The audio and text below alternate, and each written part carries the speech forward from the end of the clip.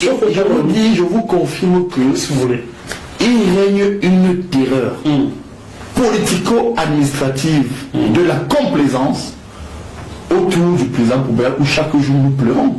Donc c'est qu'ils prennent... nous pensons quand même qu'il faudrait que les gens prennent bien conscience que on ne peut pas continuer comme ça. Et alors écoutez, quand les gens veulent des actes de progrès, des actes de crédible, ou parce que par leurs actes, ils ont déshumanisé l'État. Totalement déshumanisé l'État. Et aujourd'hui, la peur ne vient pas, et surtout, de ce petit peuple. Ce qui me choque, ce sont les intellectuels. Bien. Mes collègues, tous la ferment parce que ils veulent toujours que c'est moi qui parle, ou d'autres. Et après ils vont dire, comment vous savez qu'ils vont écouter ça? Ils vont couper, ils vont envoyer à la femme de ministre d'État, ils vont envoyer partir. Vous voyez comment il a encore allé dire. Pourtant, en privé, ils sont tous d'accord avec moi. J'ai un collègue qui apprécie une bande de l'âge. Oui, mais attendez. Vous n'avez pas honte, vous les intellectuels camerounais? Je vous dis, vous croyez qu'on peut maltraiter chaque fois les universitaires comme ça se passe et vous êtes tous complices? Professeur. Mais je pense que le choix que j'ai opéré à faire de la politique, ça aussi il faut le dire, c'est pour prendre le pouvoir un jour avec certaines personnes. Nous allons donc aller là-dessus bientôt. Et vous permettez que il faut que on se batte plutôt en politique pour réparer ce que certains ne veulent pas de manière juste donner aux autres dans l'administration. Est-ce que renouveler une classe politique est nécessaire? Oui, mais à une condition. Il faut revaloriser les hommes et des femmes politisés. Parce que malheureusement, nous avons des hommes et des femmes qui arrivent comme un cheveu dans la soupe parce qu'ils appartiennent à des réseaux chez nous. D'accord. Et cette politique de favoritisme et de construction et voire même de tentative de matérialisation de la vision politique du chef est neutralisée par le copinage, les coquins, les amis, les ethnies. Parfois, est-ce que, si vous me posez la question, nous avons par moments une crise du tribalisme chez nous? Oui. Parce que quand même, je ne voudrais pas toujours prendre sur mon dos de ressortir le tableau noir des postes au Cameroun, mais quand vous les regardez, quand même, ça fait mal. Vous vous posez quand même la question, comment est-on arrivé là? Arriver à croire que certaines personnes peuvent occuper toujours les mêmes postes. 17 ans au ministre. Même sans compétence. Non, écoutez, au-delà même des postes de durabilité, vous avez des zones qui ne sont pas représentées. Regardez, moi je suis un Sawa. Le professeur Soso a été récemment sorti recteur. Donc moi j'ai constaté que il n'est pas dans cet organisme qui régule les doctorants. Non, il y a 3 jours, il y a 3 ou 4 jours, Soso qui est d'une cam n'est plus recteur. Ah d'accord. Bon, mais alors moi j'ai constaté quelque chose que je dois vous dire. Il faut quand même que je parle à mon frère et à mes femmes Ndongo. À Yaoundé 2, le recteur s'appelle Rumba. Il est du sud. Il a remplacé Minkwa du sud. Et Minkwa du sud a remplacé au Conseil constitutionnel Joseph Ouna du Sud. Mais à Yaoundé 1, c'est un Ewondo qui remplace un Yabassi. Comme s'il n'y avait aucun Sawa capable d'être recteur. Et la même configuration, si je l'avais dit, vous m'aurez dit, ah, vous êtes pas mis les clous, écoutez, non, je vous montre un peu ce qu'on appelle le tribalisme administratif inconscient. Écoutez, je vous donne encore des chiffres. Oui, allez-y. Prenez les gouverneurs au Cameroun. Quand je vous dis que nous, les biaïstes, nous sommes le socle de transformation d'un Cameroun juste. Vous savez que les ressortissants du centre, sud et est ont pratiquement 5 gouverneurs. Centre, sud et est, 5 gouverneurs sur 10. Je vous laisse sur 10. Regardez. Vongo, qui est du centre, il est Nanga. Et il est gouverneur de l'Est. De l'Est, ok. Oukala Bilay est du centre. Oui, comme Vongo, il est gouverneur du sud-ouest. Abaté, Edi, est du sud, il est gouverneur du nord.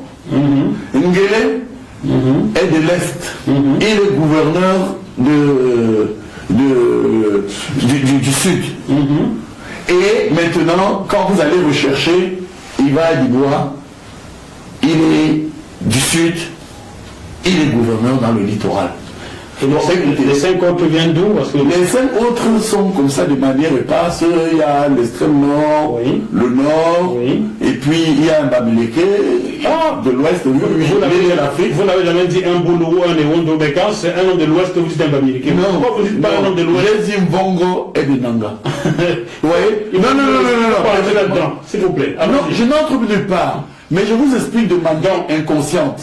Donc il y a un homme de l'ouest. Il y a 5 et puis le dernier est du sud-ouest, Nasséré Bia, chez nous. Bien. Écoutez encore, prenez les préfets. Allons-y. Nous avons 58 préfets. 35 sont originaires du centre et du sud. Pardon? Mais écoutez, moi je pense que de manière inconsciente, 35 sont originaires du sud, vous dites? Je vous dis du centre et du sud. Du sud, centre et sud. Donc, oui. Tout ça c'est le sud. Bon maintenant, regardez. Il reste 23. Regardez un cadre qui nous concerne. Le directeur de l'IRIC, il est du centre. Le directeur de l'école normale, il est du centre. Le directeur je ne sais pas, permettez-moi, de l'ENAM, il est du centre. Le directeur de l'ENAM, le directeur il est doyen. Bon, alors quand vous voyez l'université... Le directeur de la CNPS est du... Non, je parle d'abord des grandes écoles. Académiques. Je dis sur le plan académique, des choses qui peuvent choquer. Et qui sont des trahisons telles que le président Paul Biya a dit pour marquer la politique d'équilibre régional. Comment on peut remplacer un recteur du littoral par un recteur du centre? Ils ont le vent en poupe, hein? Alors, écoutez, je vais encore aller loin, au-delà des préfets. Parce que je vais vous dire quelque chose, nous les Sawa, on n'a même pas de gouverneur. Aucun gouverneur n'est originaire du littoral. Bon, maintenant, je reviens donc sur l'université. Quand vous prenez l'université de Yaoundé 2, le recteur actuel, Mbaki est même un ami pour quelqu'un qui a une compétence, malheureusement, on pouvait équilibrer ailleurs et faire mettre Omba. Il est du sud. Le vice-recteur Abouya Manassé est du centre. Bon, prenez Yaoundé 1, où le recteur serait du centre lui aussi. Et toi? Le vice-recteur Onangini est du sud. Ah, Onangini, notre ami Onangini. Bon, vous comprenez? Alors quand vous faites la rétribution des recteurs, regardez, je vous donne encore les chiffres. On a 11 recteurs. Le recteur de Yaoundé 2, il est centre et sud. Yaoundé 1, il est centre et sud. Le recteur de l'université de Douala, il est centre et sud. Comment il s'appelle celui de Douala déjà? On doit Magloire. Parce que j'ai connu un Samuel. Oui, on doit Magloire. Il est compétent, mais qu'on rationalise. Bon, maintenant, le recteur de Douala, il est centre et sud. Et le recteur du sud, celui de Yaoundé 1, c'est et toi. Celui du sud, c'est et toi, et toi. Je pense quand même que les gens doivent aider le président. Attendez, je vois les gens en coulisses qui rient et ils ont bien raison. Non, écoutez, vous comprenez, je pense que je sais qu'ils vont encore me rentrer dedans. Entre vous et moi. On va dire que je vous ai tribalisé. Non, on m'accuse facilement. Écoutez, vous croyez quand même que nous aussi, quand nous écoutons souvent la radio, moi si je n'ai pas envie d'entendre que je suis recteur ou vice-recteur, ils vont encore dire que j'ai demandé. Vous voulez dire que je ne mérite pas aussi d'avoir même quelque chose? Bon, ils nous ont habitués à dire que ceux qui demandent sont des mendiants. Et on ne leur donne pas parce qu'ils forcent la main. Mais ça ne pourra pas continuer comme ça. Ils ont bousillé le programme présidentiel d'équilibre régional. Ils ont bousillé l'État. Pas de promotion tribaliste inconsciente. Professeur Messanga. Et là encore, permettez-moi. Vous êtes très remonté. Oui, permettez-moi. Oui, je ne vous cite pas les directeurs généraux. J'aimerais bien avoir leur nom. Je ne vous cite pas. Mais allez faire des recherches. Pourquoi vous voulez toujours me sacrifier? Vous êtes au Cameroun. Je ne vous cite pas les directeurs généraux. Je ne vous cite pas les nominations dans les forces de défense et de sécurité. Est-ce que je peux placer un mot? Vraiment placer. Je peux. Il y a cela 2 ans, j'avais reçu la liste des recrues dans la police camerounaise. 89% des élus dans cette liste-là étaient du centre-sud. Je l'avais adressé à un haut responsable politique camerounais pour lui demander, dites-moi, n'y a-t-il que dans le centre et le sud du Cameroun que les enfants vont à l'école? Et il s'est énervé, il m'a insulté. Un haut responsable, un représentant du président d'hier. Comment peut-on, dans un pays où on parle d'équilibre régional, qui comporte 10 provinces, qui compte 256 langues qu'on a pu compter, avoir 85% des noms des recrues dans une liste de la police qui soient des 2 provinces, le centre et le sud, et de 2 régions. Deux régions. Bon, moi, ça fait longtemps que je suis parti de ce pays. Et aujourd'hui, comme je ne suis même plus camerounais, je n'ai plus le passeport, donc je peux dire ce que je veux. J'ai le droit. Donc, comment peut-on expliquer cela? Et là, je salue ce que l'honnêteté intellectuelle, l'honnêteté, tout ce cours que vous venez d'avoir en dénonçant cela, comme Henriette Ekoué lorsqu'elle était encore lucide.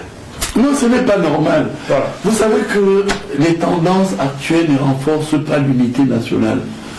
Moi qui vous parle, je suis pourtant de mère Betty, mais mes oncles Betty exagèrent. Vous savez que chez les Betty, je suis ce qu'on appelle moncal. Ça veut dire le neveu. Le neveu, ok. Je suis autorisé à tout dire. Et dans cette posture, les autres ne peuvent pas parler. Parce que moi, je suis de mère Betty. Et je suis bien placé pour dire à mes oncles qui m'ont abattu, parce que ceux qui ont voulu aussi me détruire, parce qu'ils critiquent les Bamileke, un Bamileke ne pourrait pas détruire son fils. Ceux qui ont tenté de me détruire, ce sont mes oncles. Betty.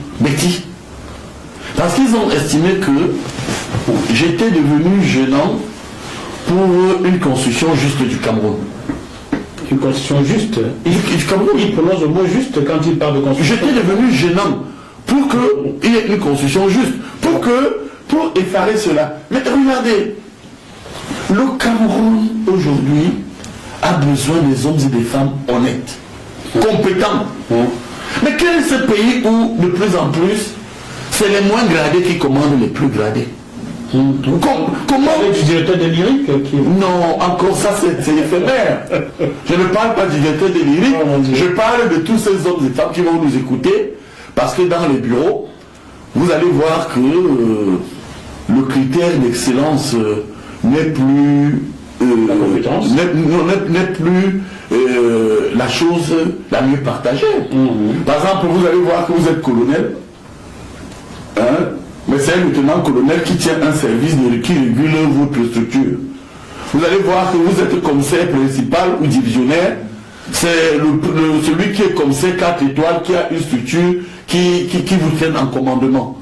Alors moi j'ai toujours pensé que si nous voulons que le Cameroun se construise avec force, il faut vulgariser la compétence. Ça veut dire quoi? Quand vous venez par exemple à l'université, vous prenez un chargé de cours, vous mettez chef de département. Là où il y a un maître de conférence, comment vous pouvez dynamiser l'excellence? Moi je pense que la rétribution du commandement académique statocentré devrait commencer par se faire par ordre de grade. Professeur, vous comprenez? Aujourd'hui, nous nous retrouvons dans une espèce de déboire où le destin du chercheur. Et il y a même des cas où, quand il se fâche, on vous dit que vous n'entrez même plus à l'amphi.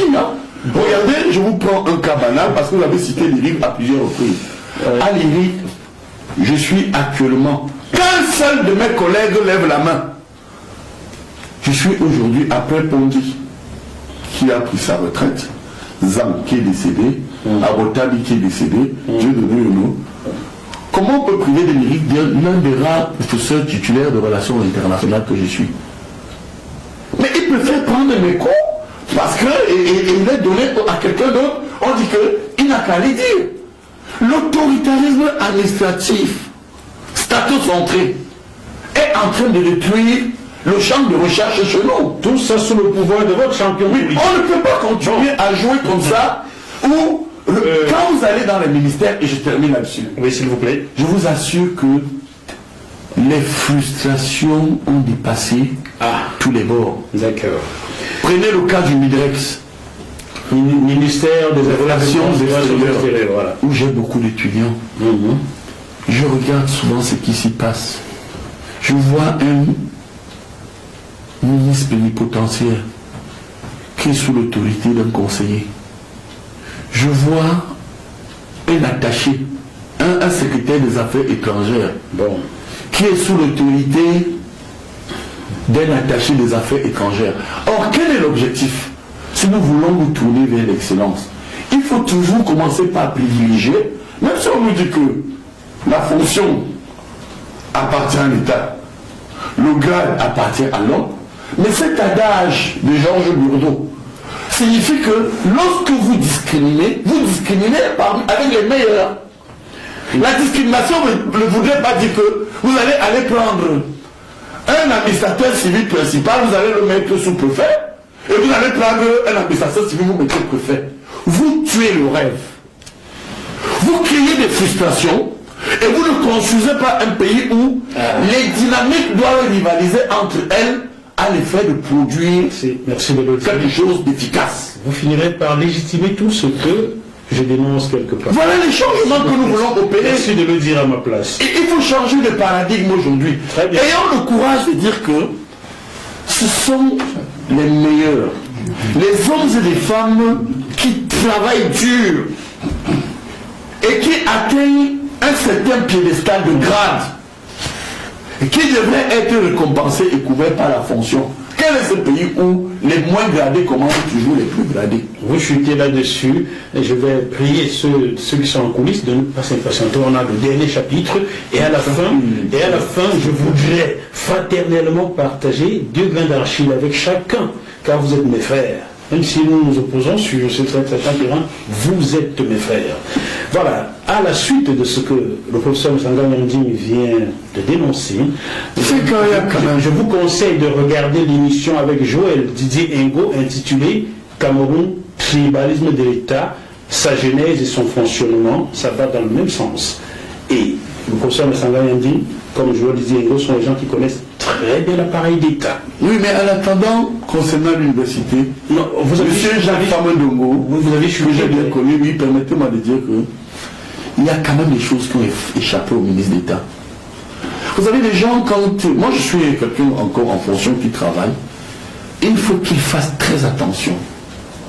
Parce que moi j'ai l'impression que le ministre Jacques Famendongo ne réalise même pas l'état de tension et de frustration qui règne actuellement à l'université sous son magistère en tant que ministre d'État, ministre de l'enseignement supérieur depuis 17 ans. Très bien, j'ajoute cette phrase. Il faut qu'on rattrape ça. J'ajoute une dernière phrase, après nous passons à la dernière partie. Chers téléspectateurs, en mars 2006, je tournais un documentaire au Cameroun. J'avais tourné à l'université Yaoundé 1, j'avais tourné à l'université Yaoundé 2, où j'avais découvert qu'il y avait des structures dans ces universités qui recrutaient des jeunes filles qu'on envoyait dans la prostitution en Europe.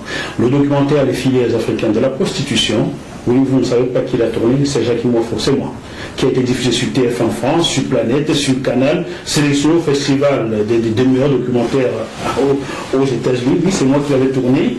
Lorsque tu as ce documentaire-là, votre ex-amie, feu Suzanne Bombach, avait fait retirer nos passeports, mon collègue et moi, et les avait envoyés à M. Jacques Famendongo. Nous étions prisonniers à ciel ouvert au Cameroun, 48 heures.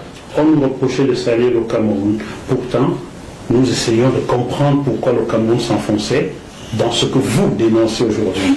Vous venez aujourd'hui légitimer ce que nous dénoncions dans un documentaire il y a 18 ans.